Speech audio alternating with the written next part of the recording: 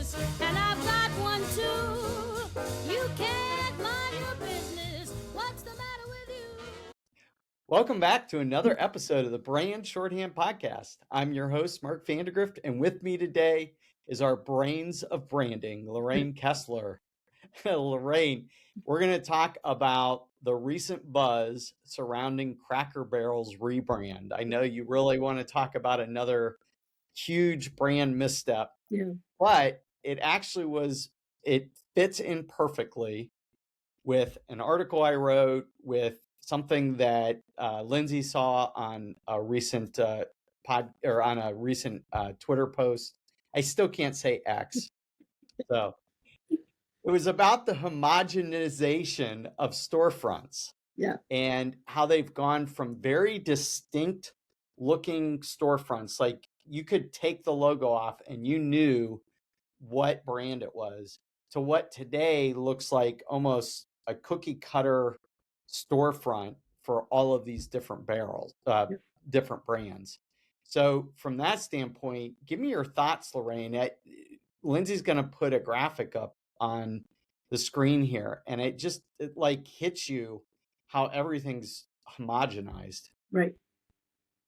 Well, for all the aesthetic modernization, these storefronts have sacrificed something of great value, distinctiveness and differentiation, right?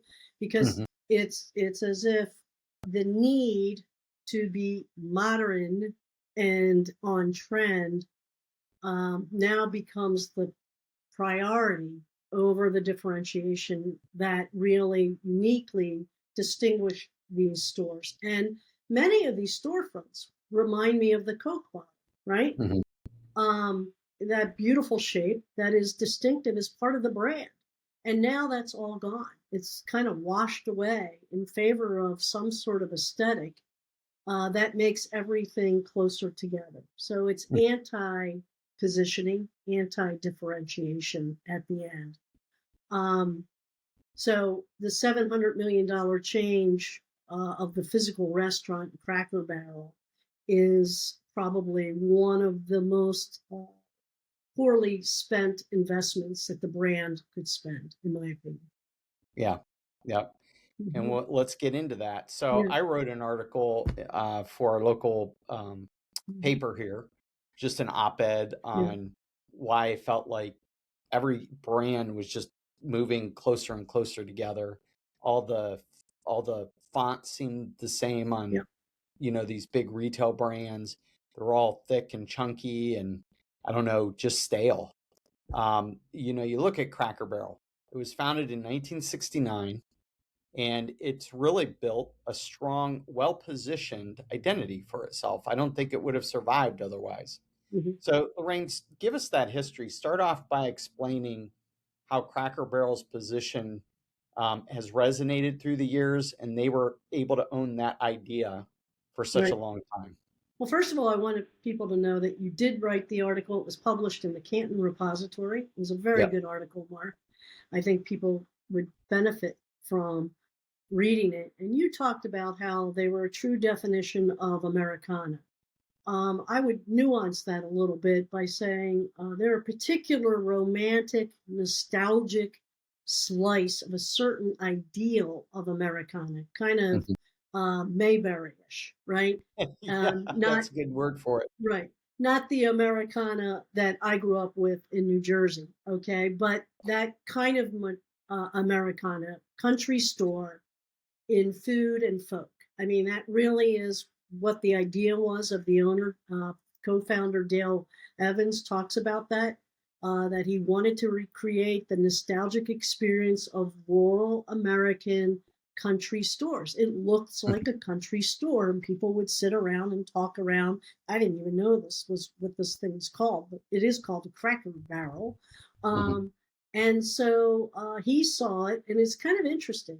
He saw it in 1969 as kind of the juxtaposition to interstates that were growing, where people were losing that connection to rural values, food and folk that made them feel comfortable and important and wanted. So he started off with an anti-modernization idea.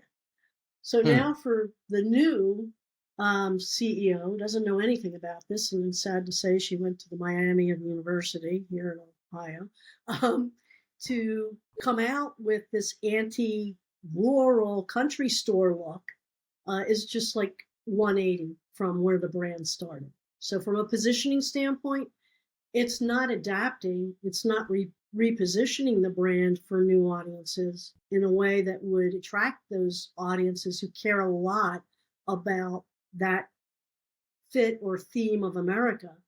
It was really about a revolution that has nothing to do with the origins of the chain and what it stood for in people's minds. Yeah. Well, and what's interesting about that is that was 56 years ago. There was an anti-modernization movement.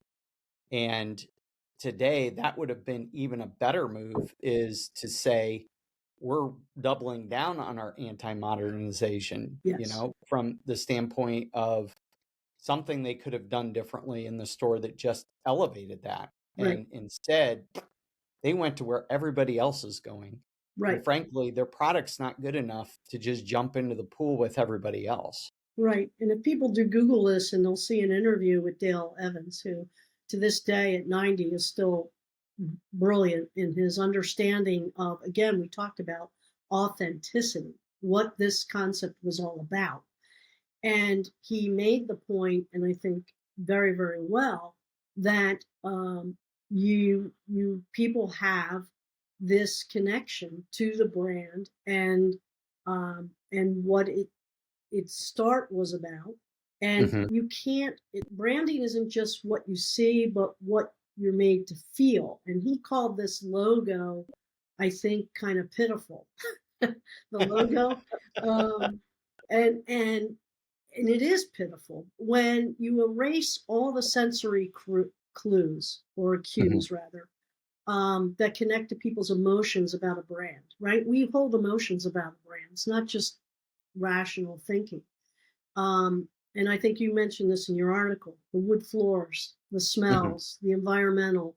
When you erase all those to anesthetize the brand into some sort of modernistic vision, you are literally disconnecting people, customers, from the brand. And he called the brand not only pitiful, but a bland nothing. I think that was really really astute of him to make that. Now, what could they have done? Right? What could they have done? What I would do is exactly what you said. I would pour it on, I'd double down, and I might look at C and D markets, or markets that are off the skew, but now are easily accessible by interstates and highways. And that would be what I would own, instead of being in, the urban suburbs of, or the suburbs of a big urban center like Cleveland. I might be in South Cleveland, near Wadsworth, Canton, Ohio, still accessible by interstates, but places that still where people live and want these family ties and that kind of value nurtured. Yeah, it's interesting because everyone reacted to the logo, right? And I think from the standpoint of like the whole brand, it's like you changed your glasses, right? You have glasses on, and if you change them, some people might notice, whatever. When in fact, what they spent at 700 million was changing the whole person. Right. It's like, I expect you to be on the podcast today, and all of a sudden, say Scott Edwards shows up, and I'm like, Lorraine, you look a little different today. I think that what we miss in today's, I guess, social media age, we all react to something that in the end is relatively minor in terms of changing a look and feel, but it's emblematic of the entire change. Right. And so, when you think about what we talked about in that article that I wrote, and then also you mentioned architecturally we're changing things. What do you think is going on with the CMOs of today's age where they feel like they need to jump in the same pool with bland logos, the same architectural style, making everything look like a clean room or modernizing things? Something's got to be going on. Are we just switching CMOs? They're going from big brand to big brand. And so they all had a big meeting and said, hey, let's all look alike. What's going on? Well, I think it's hubris of these people, many of whom are Ivy Leaguers, and are extremely privileged, and they swim in a certain pool of thought. And it's a total disrespect of who is the core customer, who is the customer, and a misunderstanding of what marketing's job is. Marketing's job is to speak to, and particularly positioning, a distinctive customer who psychologically has a certain set of needs and wants and attitudes and beliefs. And not my beliefs, not my, as the CMO, not what I want to force on them, not my indoctrination that I got from all the schools I went to out east or out in the west or whatever, not the pool I swim in my $1 million house or multi-mansions that I live in the Hamptons or Greenwich Village. No, this is about who is that customer and what do they value, and how can and the fit of this product to that customer. So I think there's this enormous hubris, and it blinds these C-level, and they also get overly focused on, well, we got to bring in new audiences, we got to bring in the younger people. They get overly focused on demographics and not psychographics, as if all demos, all Gen Zs think one way, all millennials think one way. That is so disastrous in marketing. I can't tell you how segmentation has fueled some of the dumbest decisions ever. What you need to do is find these psychological traits, these needs, these wants, these expressed needs or unexpressed needs, and they will transcend generations. And yeah, it might bubble up a little bit more with Gen Zs than millennials or whatever, but they're in every demo. And who is that person, and how do we cater to them, because our product fits what they value the most. So it's what the core customer values, not what I value. And I think when marketers start putting their own, they've swam in this, they all have swum in one fish tank, and they're drinking that Kool-Aid, and now they want to indoctrinate their customer to believe what they believe. I think that's a disastrous mistake. And I think we've seen a number of these things. Like we saw it with the Tropicana packaging, right? Right? And they had to change that immediately. Yep. Where they took the orange with the straw off the package and made it look simple. I love when creative people, when we want to simplify. Why? What strategic value is there to simplify a logo or brand till it now is generic? Yeah. And the other thing that's going on in this is we are undervaluing the urge to copy. We as humans love to copy. So if the trend is like your house, everything in your house should be white, from the kitchen to the living room, no color anywhere. Wow, that is the opposite of differentiation. It's a big problem. Do you like, what pops into my head is the difference between the Jaguar ad with what I would call what do they call it? Androgynous individuals. Yeah. And the Sweeney ad that we talked about a week ago with American Eagle. Like, one celebrates sameness and don't even look different from like your body type or anything between a man and a woman and all that. And then you have Sweeney celebrating kind of the sexiness that she is, that I would never have. So that's what pops into my mind. It's like, even though Cracker Barrel isn't dealing with the sexuality thing, it feels like they went to this androgynous zone of well, you won't be able to tell me apart from any other brands because androgyny is our sole goal in all of this.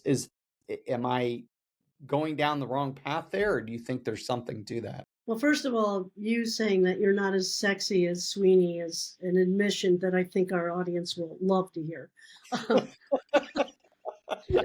So tune in. Lindsay's rolling on the floor laughing right now. She can't. She got an image in her head, so that was Oh good. my God. I think the word you used was homogenization, and I think that more than sex is what this is about. Is this homogenization of brands is and as I said, I think the urge to copy, segmentation, this idea that this desperation that we have to appeal to a new generation is the problem. Rather than saying, who in the new generation cares a lot about, what do they care a lot about that we fit? Mm-hmm. And how do we just kind of adapt rather than completely throw out everything and start over? And the founder, Dale Evans, did say, he says, work on the food. I mean, he's absolutely right.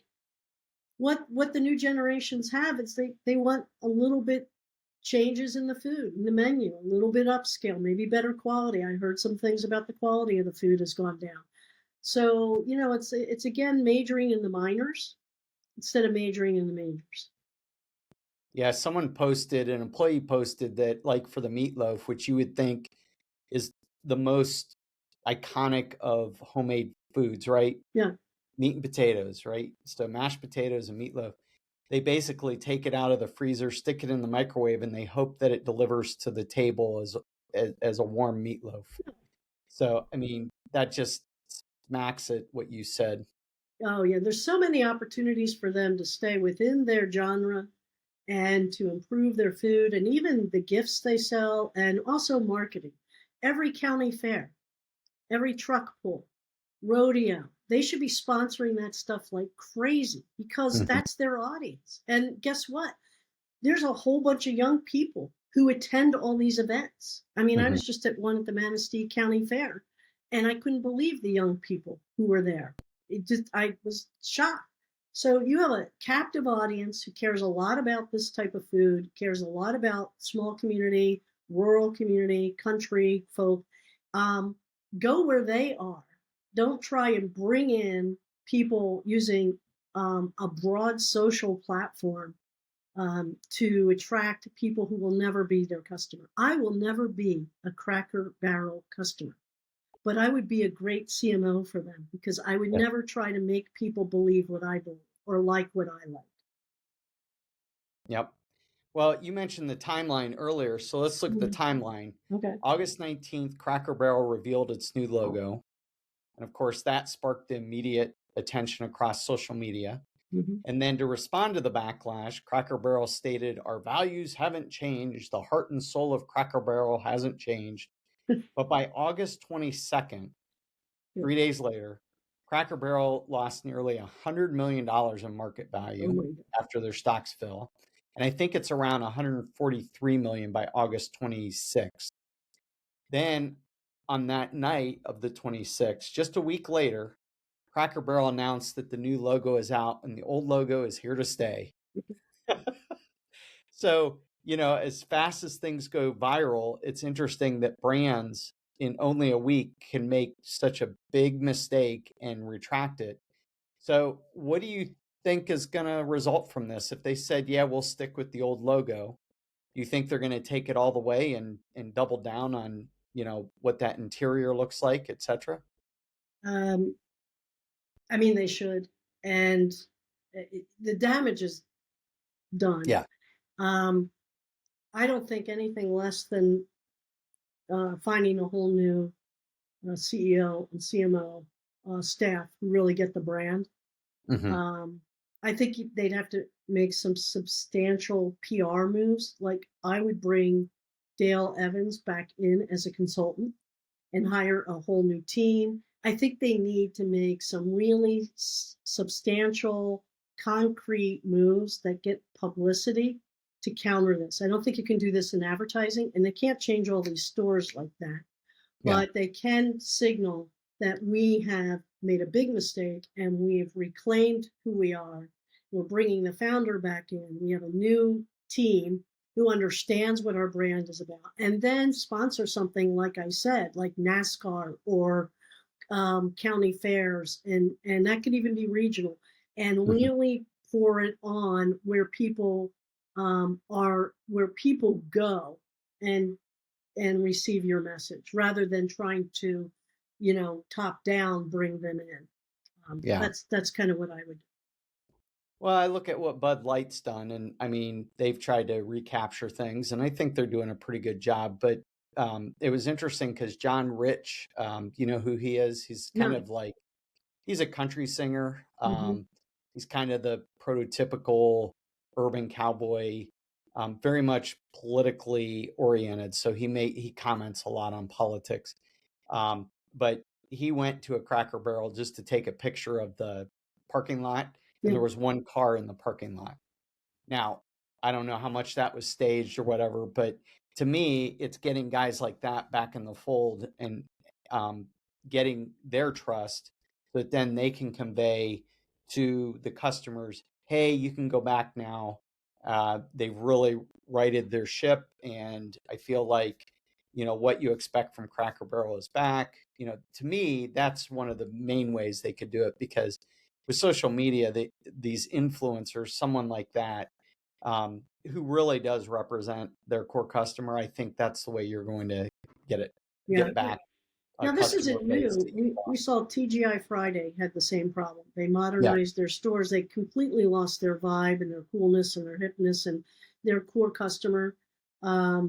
And we've seen it with Bob Evans, the Bob Evans restaurants, which was more country, farm kind of, same problem. So, the problem, I think, goes to something we've talked about. One, these chains, investor pressure forces these chains to try to appeal to everyone instead of the core customer that they best serve. So greed.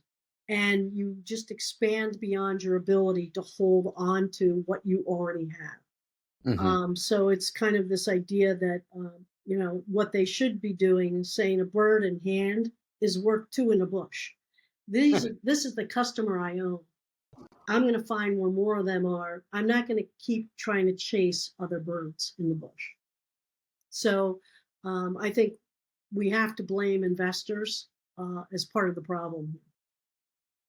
Well, I think you had a recent Trout quote that you brought up before our session today. Yeah.